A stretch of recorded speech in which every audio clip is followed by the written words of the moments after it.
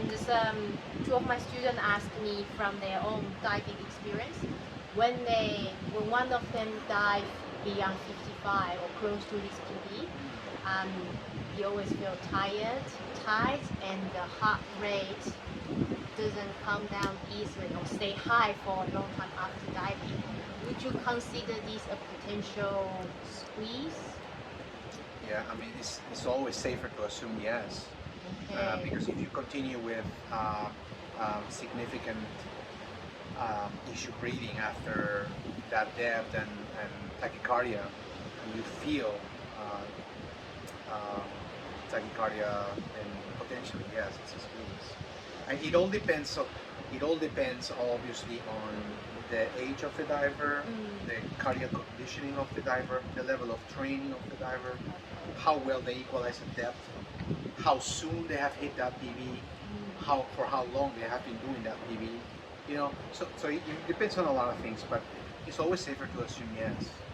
Can the heartbeat tell us any information about how the body is recovering, or if the heart rate is above 100, sustained, and it's not coming down or above 120,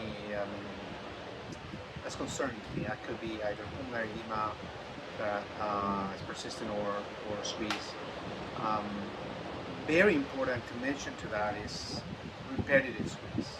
So it's not just raising awareness of what squeeze is, but also the danger of having multiple squeeze in a week or in a month, or there's a danger to that, and it may have an accumulative effect.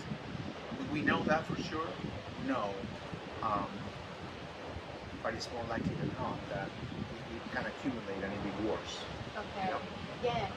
所以我刚刚问，有一个人问我说，他常常潜超过55，或是靠近自己 PB 的时候，潜完会觉得比较累，然后心跳会降不下来。我们有没有办法透过这样的资讯，知道自己是不是挤压伤？那当然，医生的意思说，如果我们总是要处在保守跟安全的状态下的话，总是做最坏的打算是最好的。如果你的心跳一直处在高100或是120降不下来的程度上，也许我们可以合理的怀疑确实有哪些地方不太对劲。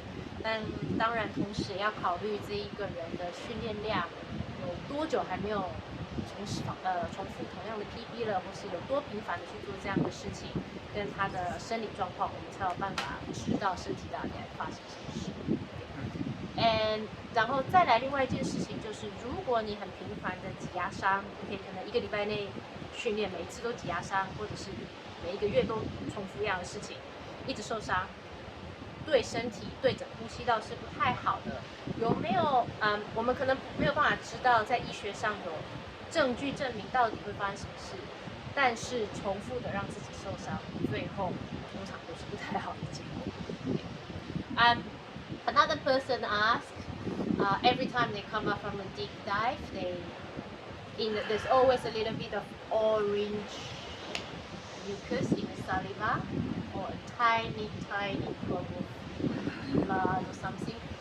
Is it something to be concerned regarding squeeze? Yes, of course. What could it be? It could be respiratory trauma. It could be sinus squeeze. Who knows? Just finding that on sputum, you have to. I feel like yes, it's concerning, but you have to correlate that with other symptoms. If that happens and it's very tiny and it's coming mostly from the back of your nose, perhaps, and you're having pain here, it's possibly that it's a sinus heart trauma. But if it's accompanied, on the other hand, with lung symptoms, difficulty breathing, coughing, then yes, it's probably lumbar trauma. Okay.